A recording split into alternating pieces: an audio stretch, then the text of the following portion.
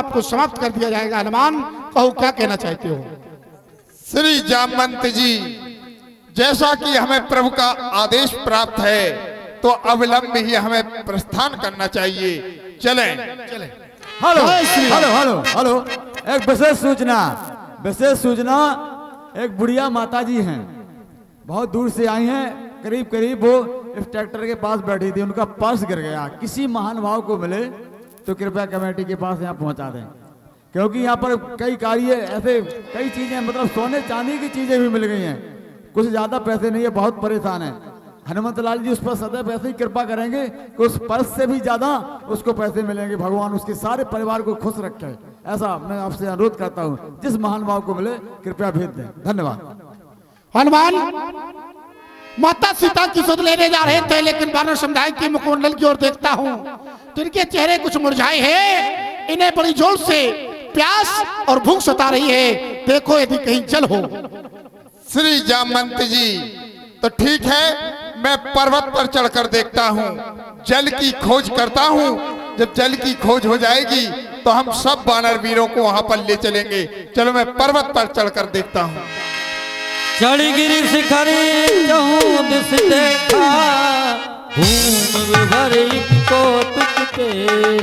श्री जामवंत जी, कहे मुझे पृथ्वी पर एक कंदरा दिखाई दे रही है, जिसमें से कई पक्षी जल पी करके बाहर निकल रहे हैं। मेरा अनुमान है निश्चित यहाँ हमें जल प्राप्त होगा, तो अविलंब ही प्रस्थान विवर में किया जाए और सावधानी से चलें, क्योंकि अंधेरा है। चले। जय श्री राम। दीख जाए उपवन बर सर्व सत बहुकंज, मंदिर एक रुचिर कहें बैठ नार कहें पुंज।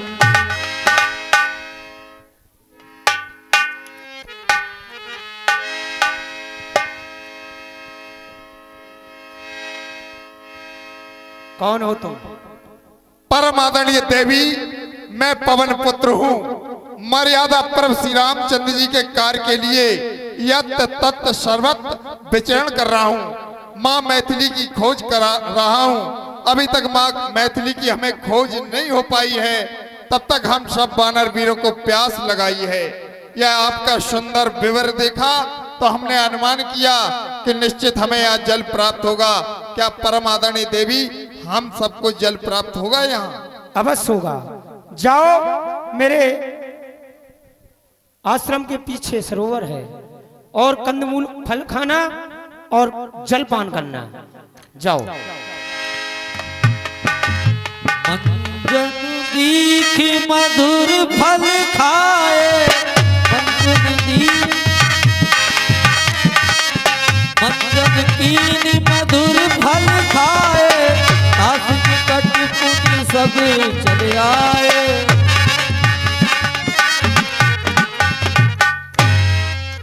माँ, हम सभी लोगों ने मंजन खीन मधुर फल खाए, हम लोग तृप्त हो गए माँ।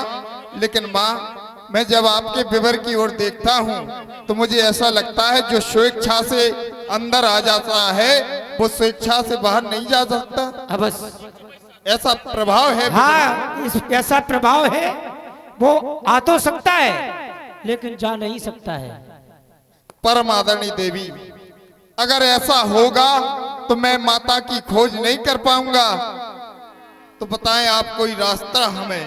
आप सभी अपनी अपनी आंख बंद कर लो, जहां जाना है वहां पहुंच जाओगे। जाओ।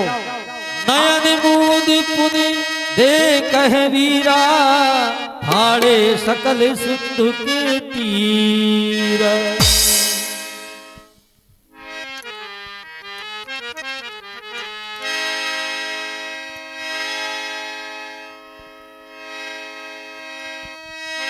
यहाँ विचार कपि मन माही, बीती अवधि काज कछु नाहि। श्री जामवंत जी, अभी जिस विवर से हम निकल नहीं पा रहे थे, लेकिन देवी के तप का प्रभाव देखो, उसी तप के कारण हम सागर के पार आ गए हैं। मैं खा जाऊंगा। आज विधाता ने मुझे पेट भर भोजन दिया है। मैं बहुत दिनों से भूखा हूं, मैं सबको खा जाऊंगा। एक ये पक्षी हैं, एक वो पक्षी थे, धन्य जटायु सम कोई नहीं। जटायु के समान कोई पक्षी दूसरा हुआ नहीं, जिन्होंने राम काज के लिए अपने प्राणों की आहुति दे दी। और ये पक्षी दिखाई दे रहे हैं, कह रहे हैं कि हम खा जाएंगे। क्या आप जटायु को जानते हैं? अवश्य। आपने जटायु को देखा है? श्री राम कार के लिए उन्होंने अपने प्राणों की आहुति दे दी। नहीं भैया, वही विधि कथा कहो बहुभांति, गिरिकंद्रा सुनी संपाति। आप हमारे समीप आए, हम आपको नहीं खाएंगे, वो मेरा भाई है। वो तुम्हारा भाई था? हाँ हाँ, वो इतना संत और तुम इतने दुष्ट कैसे? इसका कारण है, हम आपको बताएंगे, लेकिन पहले आप हमें समुद्र के समीप ले चले, समुद्र के तट पर ले चले। हम भैया को उत्तरांजलि देना चाहते हैं। क्यों नहीं चले? अनुज क्रिया कर सागर तीरा, कहे निज कथा सुनो कपिवीरा। ले जटायु पानी तुम मरे हम रानी, ले जटायु पानी तुम मरे हम रानी, ले जटायु पानी तुम मरे हम रानी, ले जटायु पानी तुम मरे हम रानी, ले जटायु पानी तुम मरे हम रानी। एक कथा है, आप ध्यान से सुनना।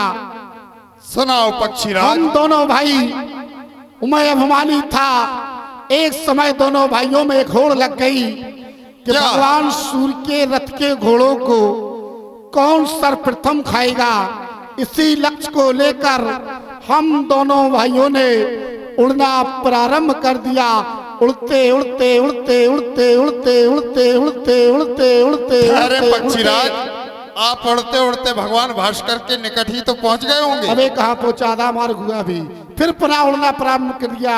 उड़ते उड़ते उड़ते उड़ते उड़ते उड़ते उड़ते उड़ते उड़ते उड़ते उड़ते उड़ते पक्षीराज, उड़ते अब तो उड़ते उड़ते आप भगवान भास्कर के निकट ही पहुंच गए। पहुंच ही रहा था कि देखा मैंने पीछे मेरा भाई जटायु वापस आ गया, क्योंकि भगवान सूर्य का तेज इतना, प्रकाश इतना तेज था कि वो लौट आया।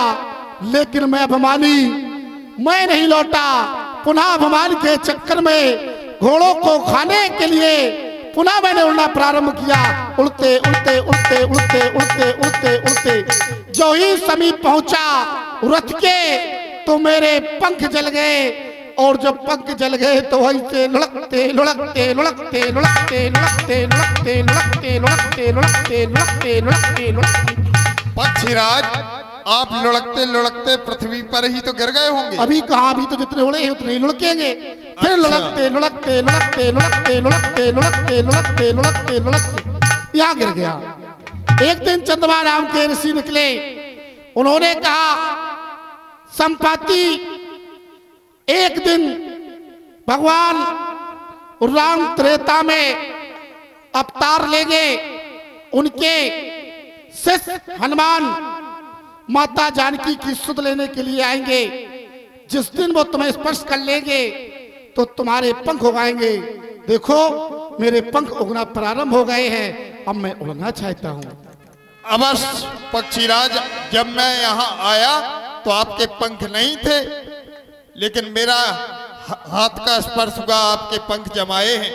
तो ऐसा करे पक्षीराज, कहे मैं माता मैथिली का दर्शन करना चाहता हूँ। आप बताएं, कृपा कर बताएं कि राम काज के लिए मुझे माँ मैथिली का अन्वेषण करने के लिए भेजा गया है।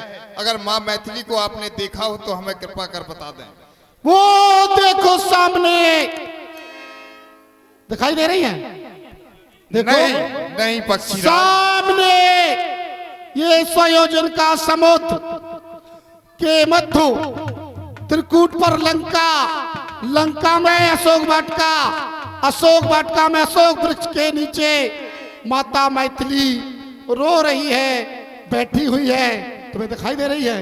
नहीं पक्षीराज, तुम नहीं देख सकते लेकिन हो, आप क्योंकि देख रहे हैं। इसका कारण है क्या? हम देखे तुम न लखो, गीध दृष्टि अपार, गीधा की दृष्टि अपार हुआ करती है, इसलिए तुम नहीं देख सकते हो। लेकिन ये कहता हूं, जो भी इस समुद्र को लांघकर लंका जाएगा वही माता सीता की सुध लाएगा। अब तुम जाओ और माता की सुध लाओ, अब मैं उड़ना चाहता हूं। हेलो, ये 1000 मुद्राएं श्रीमान भैया लक्ष्मी प्रसाद जी राजपूत